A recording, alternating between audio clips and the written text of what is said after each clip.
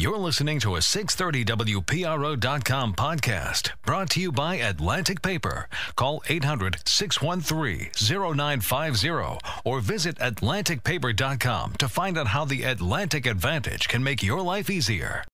Mr. Doherty, thanks for joining us. We appreciate it. Hope your weekend went well. And after hearing that announcement in the interview this morning, what say you to Anthony Gemma's criticism that you just can't handle the job?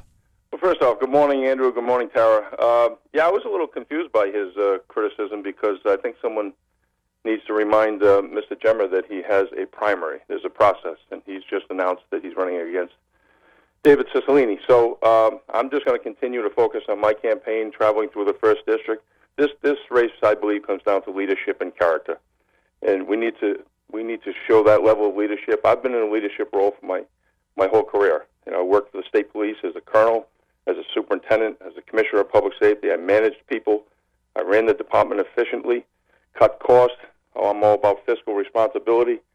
As you all know, I've investigated public corruption, investigated organized crime.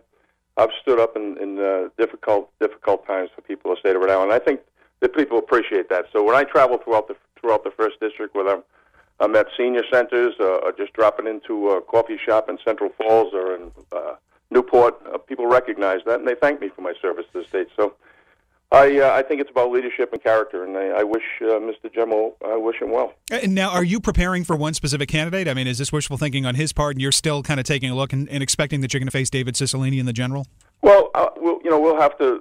The strategy of this campaign will move as time goes on, but right now, I think that both Mr. Gemma and Congressman Cicilline, I think they're alarmed because they saw the Channel 12 polls, and I'm beating both of them by double figures. Is that why you think David Cicilline is out on his, and we say this in quotes, his apology tour, which he's made over the past few days?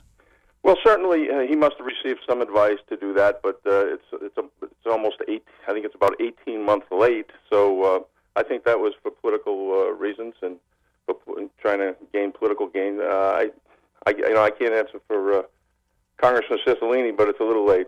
Well, I mean, you do use the word, it's a contest of leadership right now, and that, I'll call you on it. I mean, that obviously is a slap at Congressman Cicilline, isn't it?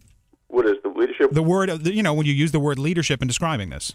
Well, I think that people would describe me as a leader because, I've stood up in very difficult times for the people of Rhode Island, and what I'm really pleased about is people remember that and appreciate it. And, I was just in a restaurant the other day, a breakfast nook in Central Falls, Sparky's, and people came up, thank you for your service, thank you for, keeping Rhode Island safe. That's important to me, and I appreciate it. So, yeah, it's about leadership. Yes, it's about leadership, but I believe that you can't even, there's no comparison with me or any other candidate in this race when it comes down to leadership and character. Now, there was criticism, and some would say it's absolutely justified, in your handling of some of the interviews that you've had on with Tara and myself and with Channel 12 recently. Do you feel that was justified, and what are you doing to try and improve that? The criticism of the way you handled the interviews and your inability to perhaps speak coherently about where you stand and what you were thinking about backing here in the race. No, listen, I'm continuing to study issues and continuing to raise money and build this campaign, and I'm very pleased with where we're going.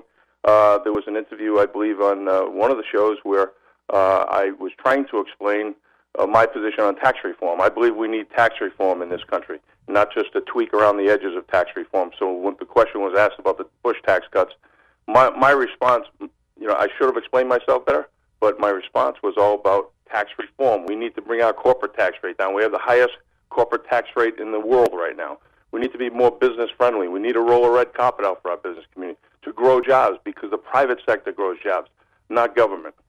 Colonel, who do you think you'll be facing, David Cicilline or Anthony Gemma? Oh, I don't know, but I know that Brendan Doherty is doing the best he can to continue to travel through the 1st District and meet with people. I enjoy meeting with people. I'm up early in the morning, and I don't get into late at night. I'm at functions every day, every weekend.